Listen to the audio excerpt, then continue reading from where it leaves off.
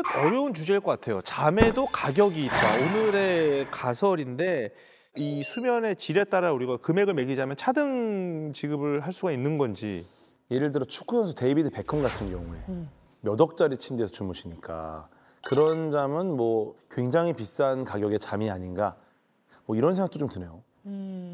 아니면 몸값이 비싼 사람들은 일하는 대로 돈인데 그거를 그렇죠. 자는 시간에 돈으로 환산하면 비싼 잠이다. 뭐 약간 이런 얘기인가요? 그럴 수도 있겠네요.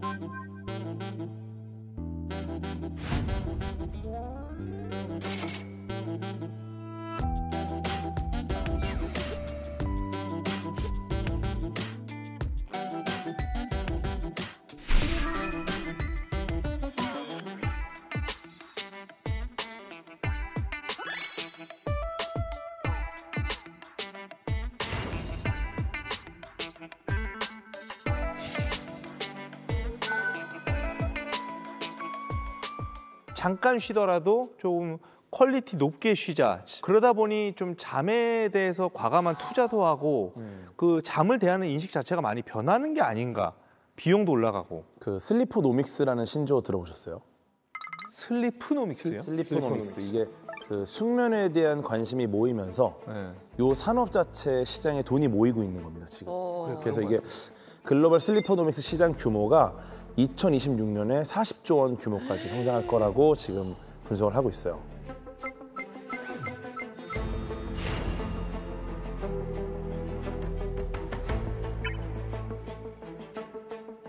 국내도 계속해서 성장을 하고 있고 내가 잠을 잘 자는데 돈을 내는 거가 이제 어쩌면 당연시되는 시대가 아닌가.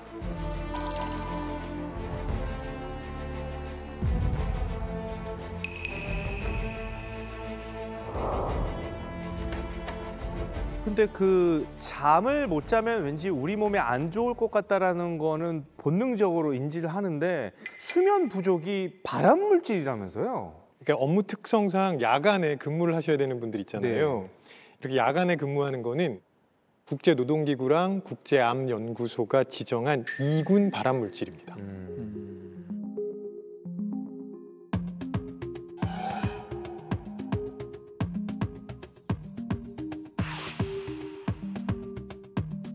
근데 사실 1군인 발암물질이 술이에요. 그럼 나는 1군 발암 물질도 하면서 2군 발암 물질은 회사에서 하고 막 그랬어. 혼용을 하시는군요. 요즘 다들 뭐 잠이 부족한 추세다 보니까 손해 보는 것도 상당할 것 같은데 이런 거를 만약에 돈으로 환산한다. 금액적으로 너무 좀 추상적일 것 같긴 한데 뭐 집계가 근데 되나요? 계속 그런 집계를 하고 있습니다. 왜냐하면 그게 또 지표가 돼서 네. 정책에 반영할 수 있잖아요.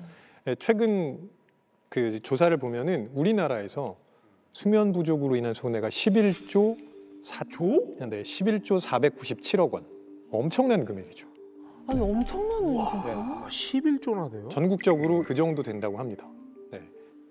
아까 김우진 교수님께서도 말씀하셨지만 어느 나라건 현대인은 수면 부족, 맞아요. 그다음에 불면증 때문에 굉장히 고생을 하고 있거든요. 이게 질병을 계속 유발합니다. 당뇨, 고혈압, 그래, 맞아. 뇌 청소가 안 되기 때문에 알츠하이머 이런 쪽으로 계속 그 연결이 되고 그러면 당연히 지출되는 의료 비용도 늘어날 수밖에 없는 거고 그건 결국 같이 사회가 жил머져야 되는 비용이잖아요.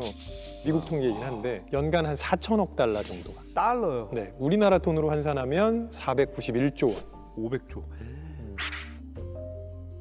그 산업혁명이 수면의 질 이런 것만 놓고 봤을 때는 점점 좀 뭔가 불리해지는 것 같아요. 뭔가 수면 부족으로 점점 인류를 몰아가고 있는 듯한 느낌이랄까? 어떻게 보면 인류로부터 잠이 사라진, 잠을 빼앗긴 그 모먼트 가장 큰 게 아마 그 에디슨이 전구를 우리가 쓸 수 있는 형태로 개선한 상황일 것 같아요. 네, 그 뒤로 밤 시간에 할 수 있는 일이 많아졌죠. 일단 밝아지니까. 네. 실제로 그래서 박람회 때 전구를 한 번에 다 켰을 때 사람들이 뭐라고 했냐면 인류가 드디어 밤을 정복했다. 네, 어떻게 보면 정복의 대상인 거예요. 이걸 몰아내고 그렇지. 우린 이제 밤에도 일을 할 수 있다. 예. 네.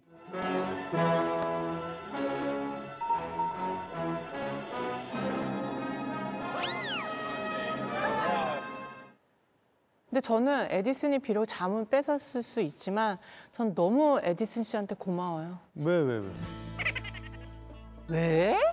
그러니까 에디슨한테 고마움을 못 느껴? 고마움을 못 느끼는 게 아니라 와. 당연히 고맙지. 정환 씨가 돈 버는 거 다 지금 정부에 불 들어와서 버는 그렇죠. 거예요.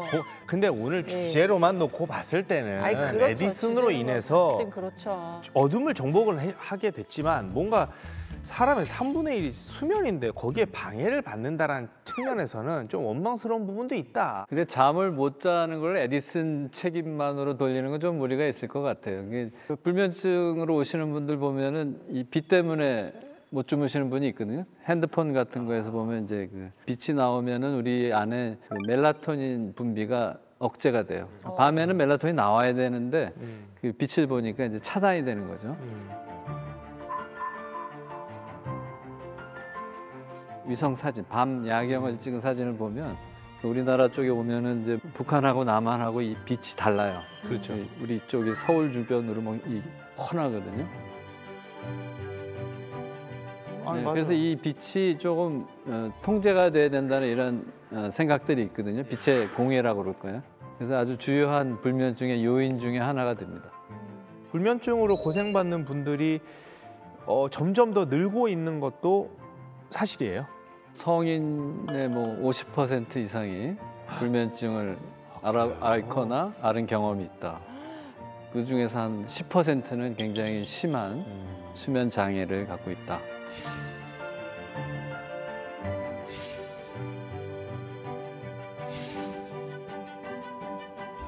아니 진짜 불면증 때문에 고생하시는 분들은 잠에 대해서 되게 민감하게 생각을 하실 것 같은데 사람은 왜 자는 거예요? 그래요. 잠은 왜 잘까? 그러니까 한마디로 얘기하면은 잘 모릅니다 아직. 잘 몰라요. 근데 그 분명한 사실은 잠을 안 재우면은 다 죽어요. 그러니까 잠을 자긴 자야 되는데 정확히 잠이 어떤 이유 때문에 생긴 건지에 대해서는 여전히 그 모두가 동의하는 그런 답이 있지는 않다고 하더라고요.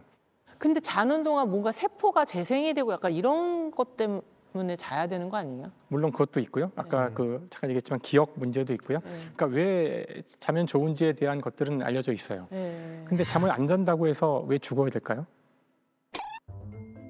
네? 물과 소금이 있으면은 사람이 안 먹고도 열흘 이상 버틸 수 있거든요. 근데 잠을 안 자고 3일에서 4일 이상 버틸 수 있나요? 기네스 기록이 있습니다. 기네스 기록이 있는데 랜디 가드너라는 고등학생이 했거든요. Back in 1964, 17-year-old Randy Gardner broke Guinness World Records for stay awake 11 days straight.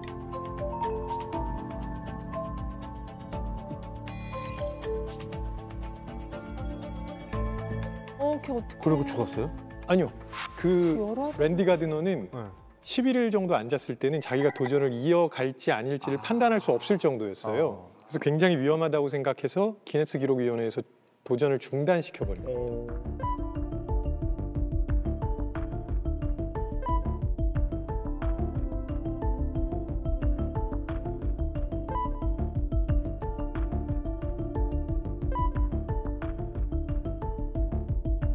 그때 뭐라 그랬냐면 뇌를 사포로 긁는 것 같은 느낌이 들어요.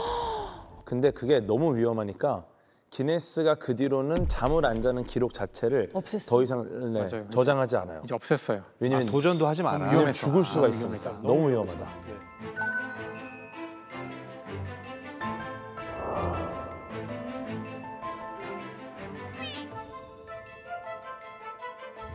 모두가 잔다는 것은 곤충도 자고 새도 자고 고래도 자고 다 자는데 그들의 잠을 자는 패턴이 똑같지 않거든요. 그 사람의 뇌는 당연히 잘 때는 좌뇌와 우뇌가 동시에 자거든요. 네. 하지만 어떤 동물들은 이거를 반씩 잘 수가 있어요. 반씩. 누가 그래요? 그 고래도 그렇고 새도 그런데요.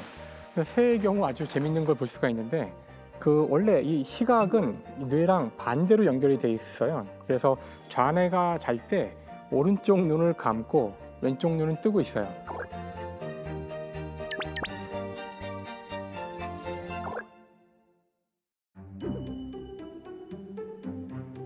어머. 새가 이제 한쪽 눈만 뜨고 있을 수 있거든요. 그럼 그때 이제 상황은 자는 거예요? 나머지 반 뇌는 자고 있는 상황인데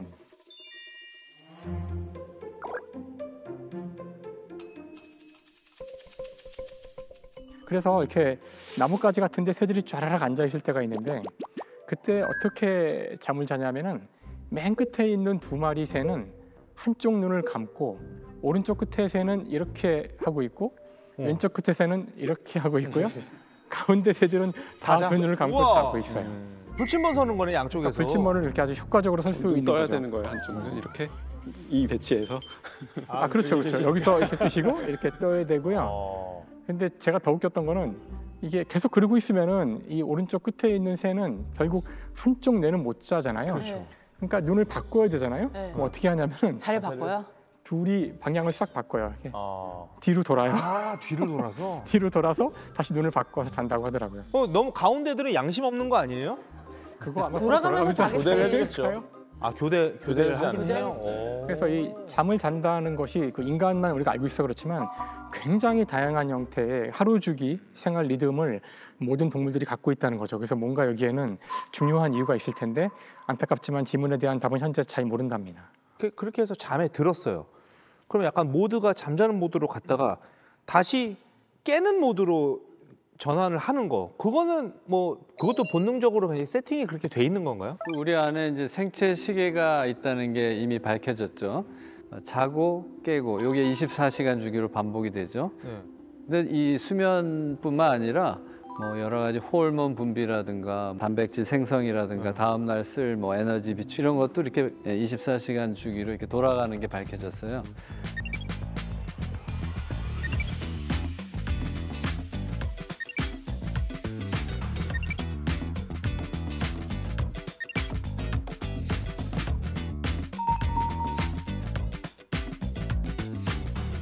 어떻게 알았냐면 이제 동굴 같은 데다가 이제 외부 자극을 다 차단하고 이렇게 들어가서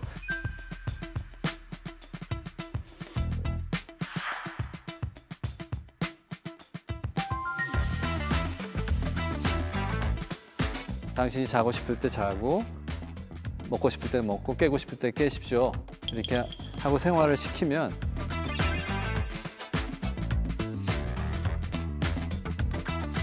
나중에 이렇게 재보면 한 24.2시간, 24.5시간 이런 거죠.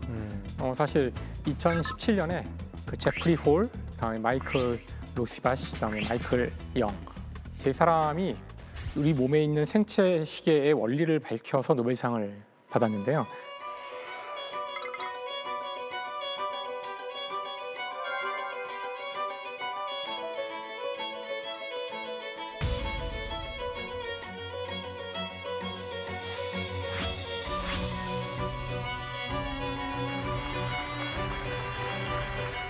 그러니까 여기 이 생체 시계란 건 아까 말씀하신 것처럼 저희가 동굴 속에 들어가도 무언가 우리 몸 안에서 째깍째깍 돌아가는 시계가 있다는 거예요. 근데 이제 과학적으로 혹은 이제 물리적으로 생각해 보면 햇빛이 없이 시계가 돌아가려면 무언가로 시간을 재고 있어야 돼요. 맞아. 그러니까 뭘로 재고 있냐면은 어떤 물질의 양으로 재고 있거든요. 물질이 무엇인지를 알아야 되는데 일단 단서가 된 거는 사람으로 실험할 수는 없으니까 초파리로 실험을 했고요. 초파리의 경우 번데기에서 성충이 나오는 그 시간이 있는데 그때가 대개 아침 시간이에요. 대개 아침이라는 얘기는 무언가 시계가 있어서 그 시간에 맞추는다는 거거든요. 근데 이제 흥미롭게도 피리어드라는 유전자,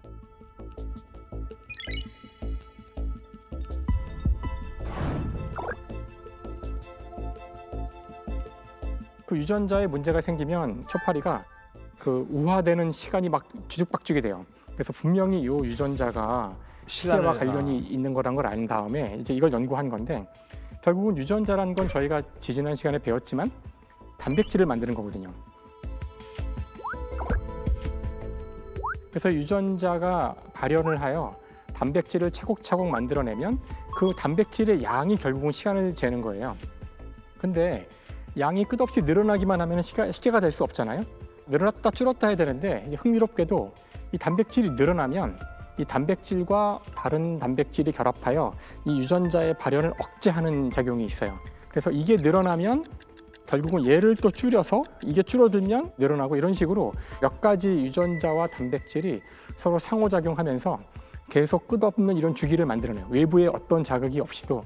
그래서 이 전체 메커니즘을 밝힌 공로로 초파리를 통해서. 초파리를 통해서. 근데 초파리라고 해서 이렇게 이거 가지고 뭐 중요할까 하실지 모르지만 모든 생명체는 많은 걸 공유하고 있거든요. 그래서 이 메커니즘은 다 공통이에요. 그래서 이걸 밝힌 공로로 노벨상을 받았죠.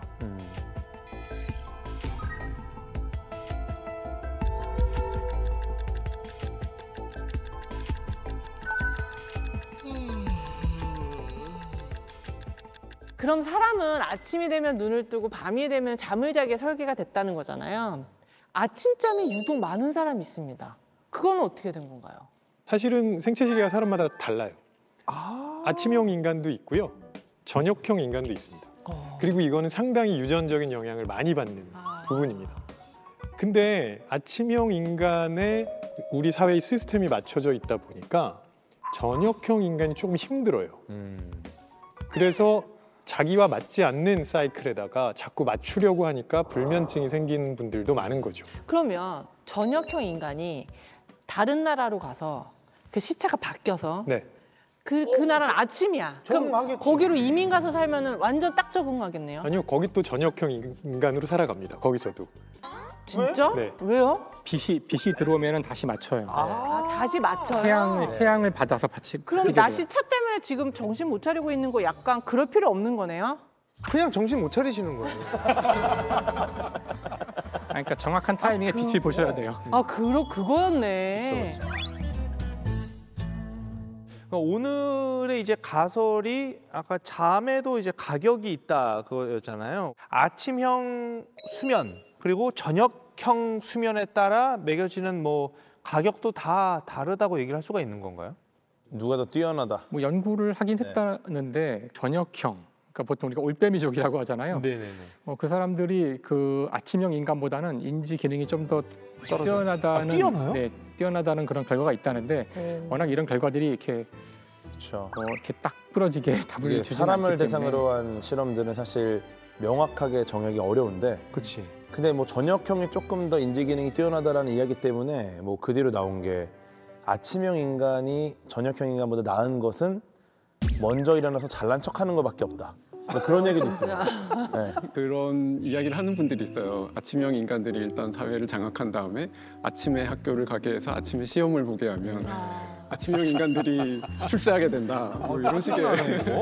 우리 문과 이과로 나누는 게 아니라 아침과 저녁과로 나눠야 되는 거 아니에요? 아침형이 먼저 일어나니까 얘네가 먼저 장악할 수밖에 없어요. 일어나서 세팅을 해놓으니까 그렇지. 저녁형이 깨보니까 이미 세팅이 다 돼 있으니까 뭘 할 수도 없잖아요. 더 중요한 문제는 아침형이냐 저녁형이냐 어느 시간을 맞추느냐 이전에 똑같은 시간에 맞춘다는 거예요.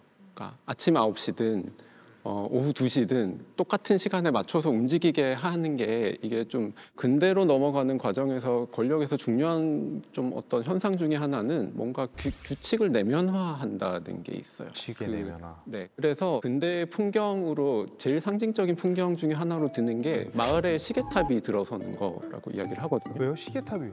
그러니까 그 전에 사람들이 시계를 그렇게 정확하게 몰라요. 시간을 오전, 오후, 저녁 뭐 이 정도로만 알고 있다가 시계탑이 딱 생기면 우리가 아침 9시에 모여라는 거를 할 수 있게 되는 거죠. 그러니까 통치하기 쉽게 하려고 그런 그렇죠. 스케줄을 짜려고. 사회를 규율화시키는 거라고 생각해요. 그래서 사실 아까 말씀하신 것처럼 그 시계탑이 들어서기 전에 그 세상에서는 한두 시간 이상의 그런 불확정성을 언제나 안고 살았거든요. 다들 그냥 뭐 점심에 만나자, 뭐 오후에 만나자 이러던 시대였는데 그때도 시계를 보던 사람들이 있었는데 수도원이었대요.